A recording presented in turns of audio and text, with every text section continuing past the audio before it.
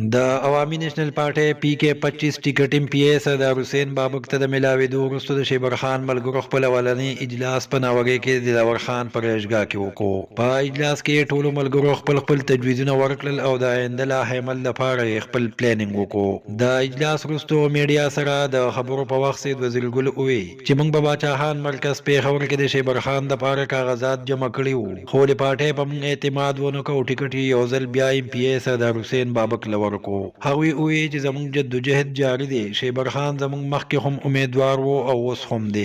هغوی وی چې نن میټینګ کې ټولو ملګرو د آینده لا حمل لپاره خپل تجاویز ورکړل او تقریبا ټول ملګري په یو پیج دي.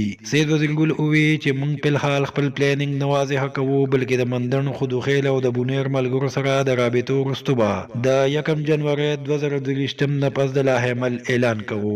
یاد دی وی چې د حلقه پی کې 25 د ټیکټ د لپاره شیبر خان او سردار حسین بابک کاغذات جمع کړي وو چې این پی د صوبایي اسمبلی ټیکټ سردار حسین بابک له ورکړي او د روان الیکشن لپاره به سردار حسین بابک د پارټۍ امیدوار وي. زګل وجدار ته وې تاسو د عوامي نېشنل پارټۍ د امیدوارۍ لپاره شیبر خان له کاغذونه جمع کړي او نېشنل پارټۍ خپل فیصله وکړه.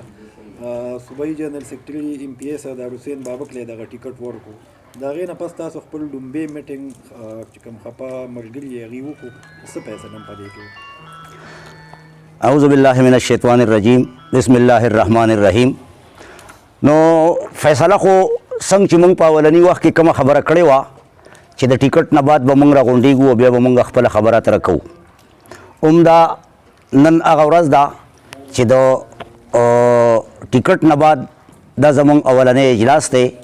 نن موږ د خپلو ملګرو سره ټولو سره رابطې وکړې او تجویزونه چې د دې رالو نو تقریبا خیالات د ټولو ملګرو یو شانتي دي او هغه فیصله چې دا نو د شیبر خان متعلق زموږ لا اوس د عوامي نېشنل پارټۍ د پروګرام نه چې موږ کوم ملګري یو او کوم د مندرن زموږ سره یا په خودوخیل کې موږ سره کوم ملګرو حمایت دی نو زموږ اوس لا شیبر خان باقاعده امیدوار دی. دا ټیک ته چې پارټۍ فیصله کړې ده او ټیکټ یې هغه له ورکړی دی، خو موږ په دې باندې نور مخکې روان یو، خپل سوچ بچار پې کوو او خپله فیصله چې لا کومه ده هغه موږ لا واضحه نه اورو. انشاءالله تعالی چې د پیله تاریخ نه بعد به موږ خپله فیصله مکمله اورو.